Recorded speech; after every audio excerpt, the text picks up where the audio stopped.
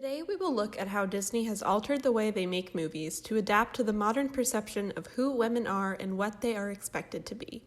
We'll do this by comparing Snow White and the Seven Dwarfs versus Frozen through the modern lens of feminist film theory. Snow White shows us what society expected of women in the late 30s, kind, well-behaved homemakers. Frozen shows us what feminism wants women to be, outspoken, self-sufficient, and complex. The main characters of both of these films are Disney princesses. While Elsa and Anna are not technically part of the official team, they're still considered by the general audience to be Disney princesses. The Disney princesses are an iconic lineup spanning over 90 years and 12 movies. The average Joe would likely have no problem identifying most of them by name. Disney has carefully crafted their branding to ensure this. If you look at all of the characters in a row in any official art, you'll see that all of them have simple defining characteristics. When you think of Snow White, what are the first things that come to mind? Likely an apple, the dwarves, and maybe the magic mirror. The merchandise for this movie coincides with that. Scrolling through the Snow White search on the Disney Store, you see lots of apples, grumpy-themed shirts, and drawings of the evil queen. The merchandise for this movie is very literal. It seems to say, remember Snow White? Here she is on a shirt. Compare this to the Frozen merch. Not only is there much more of it, but it's filled with messages of empowerment. Pink shirts with Anna and Elsa that say things like, believe in the journey and lead with courage. Frozen's brand surpasses iconic props and characters. The brand of Frozen is that it gives children characters to look up to and lessons to learn. There's even a shirt with Kristoff, Sven, and Olaf that says courage is calling for the young male fans of the franchise, of which there are many. Frozen is synonymous with empowerment. Snow White is synonymous with apples and a queen. Snow White's symbols are domestic, pies, apples, old ladies, whereas Frozen's actively inspire and empower its audience, looking at the broader messaging of the movie. It's no secret that princess movies are made to make money. Disney himself said, "As a kid, I had seen the story and liked it. The figures of the dwarves intrigued me. I thought it was a good plot and it had broad appeal. It wasn't too fantastic. That's what you need. A fairly down-to-earth story that people can associate themselves with." Snow White is what mothers wanted their daughters to be. Mothers in 1937 grew up before the sexual revolution and after the first wave of feminism. Women in the U.S. could vote, but they could not open a checking account or get a job, and there were few movements helping to change that. Mothers in 2013, on the other hand, grew up in the 70s, 80s, and 90s, during and after the second wave of feminism. Many mothers were afraid that their daughters might not know that they were allowed to fend for themselves. Frozen was a Disney movie making fun of old Disney movies, specifically Snow White, a movie that said, "We're always with you, not pushing boundaries, but standing right behind them." You'd be hard-pressed to call Disney progressive. They still have yet to feature a named gay character in any animated movie, and the majority of their main characters are still white. This is changing, though, because as the world evolves and society progresses, feminism and empowerment sell, and diverse stories can finally be told without fear of backlash. Almost. Snow White's prince, named Prince Florian, is on screen for about 5 minutes for the entirety of the film. We don't know a lot about him, except that the animators didn't really seem to put much time into his face. Kristoff and Hans, on the other hand, are both on screen for about as long as the two heroines of the movie. So why is it that we think of Snow White as boy crazy and Anna as fearless and brave? This is due to the way the relationships are built. Kristoff and Anna bicker constantly upon first meeting. Their relationship is clearly not perfect, but they are shown to grow and genuinely care about one another by the end of the movie. We see them fall in love and are invested in them because we love Anna, and we know that Kristoff cares about her and wouldn't leave her to die like Hans. That being said, romance is on the back burner of Frozen. Anna does have a dream to find romantic love, but really her biggest wish is to become close with Elsa again. She isn't motivated to find love because she wants to be married. She's lonely and longs for connection. Snow White's biggest wish is to find her prince. Prince Florian has no personality because that isn't his purpose.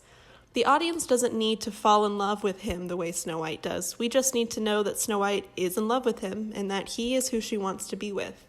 We don't care about the prince as a person. We care that he's a prince who will make Snow White's dreams come true. Who cares if the audience thinks they're compatible or not? That's not the point. With Anna, we want her to have a genuine connection with someone because we know that's what she's been lacking.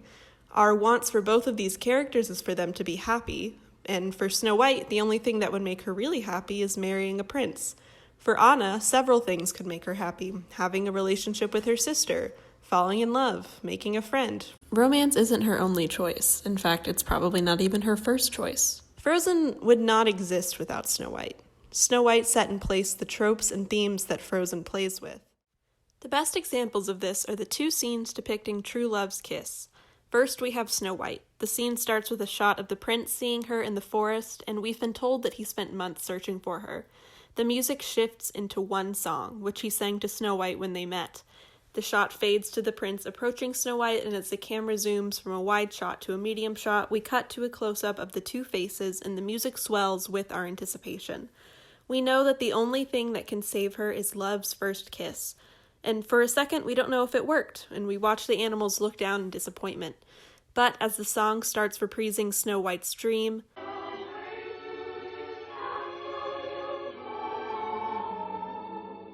her eyes open. The kiss worked.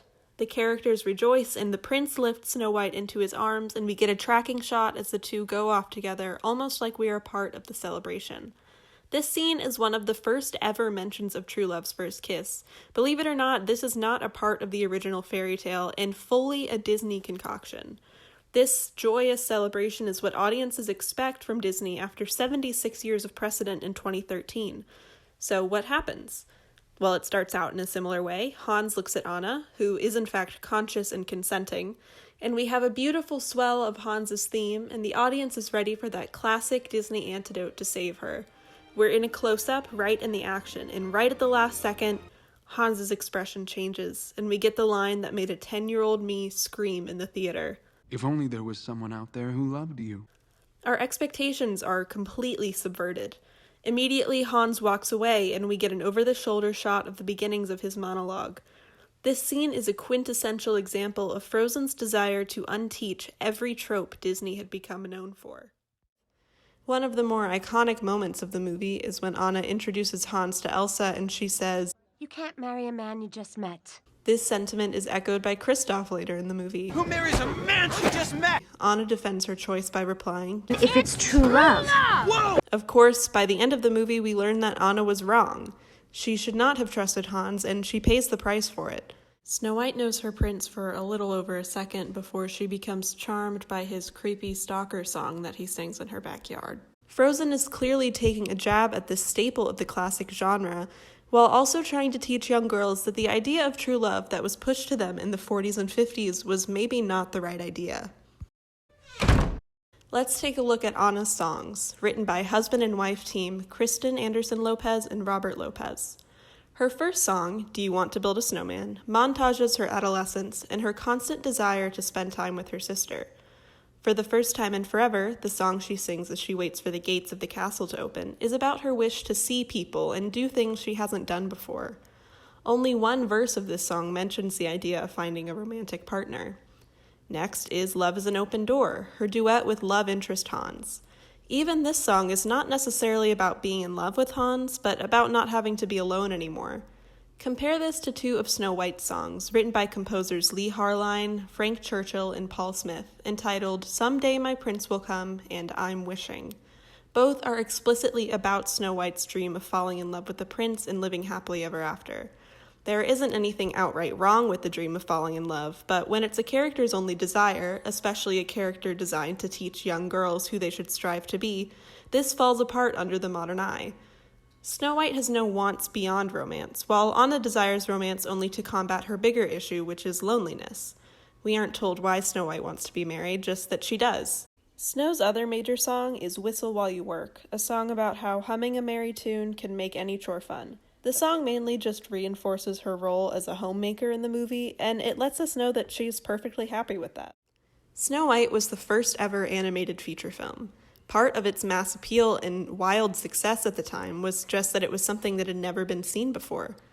In his review of the movie in 2001, Roger Ebert says, Disney's inspiration was not in creating Snow White, but in creating her world. This holds true. Snow White is beautifully animated by hand. Every frame was hand-drawn and painted by Disney animators. You could pause the movie at any time and see an image that was pretty enough to hang in your home. This isn't necessarily the case with Frozen. By 2013, animation was not a new medium, and even computer animation, which had only just recently been introduced, had become the norm. It isn't enough to just make a pretty movie. Modern audiences want a story with characters they can relate to. New movies come out every weekend, and audiences don't have the time to see a boring movie that's easy on the eyes. Animation is everywhere now. They can find something just as beautiful for free online. Instead, they look for the quality storytelling and iconic characters they know that they can count on from Disney. Through the designs of these characters, you can see how differently each of them are meant to be perceived. Snow White has a China doll-like face. It's round and pale, her lips are bright red, and her eyes blue. She has a painted sort of expression at all times. She looks like a woman in a Renaissance painting. She doesn't look real. Her dress is extremely modest. The only part of her body we really see are her arms. Compare this with Elsa in her Let It Go transformation. Her hair is down, her makeup is sultry, and the dress she's in is tight-fitting and has a slit for her leg. Her eyes are big and round, and her nose is tiny like a Barbie's. Anna and Elsa are both impossibly skinny, but they look like they could be real women in some way. They have curves.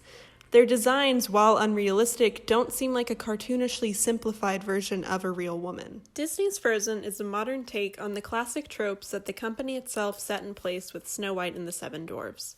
From the branding and animation, character development, story, and overall design, we can get a good idea of how modern-day feminism has begun influencing pop culture and how big companies are attempting to correct the mistakes of their past. Neither of these movies are perfect examples of how to portray female characters, but Frozen Under the Modern Eye is a vast improvement. Maybe in another 70 years, Disney princesses will come in all shapes, sizes, and colors. But until then, we'll just have to enjoy the beautiful films we have already. I know that I do.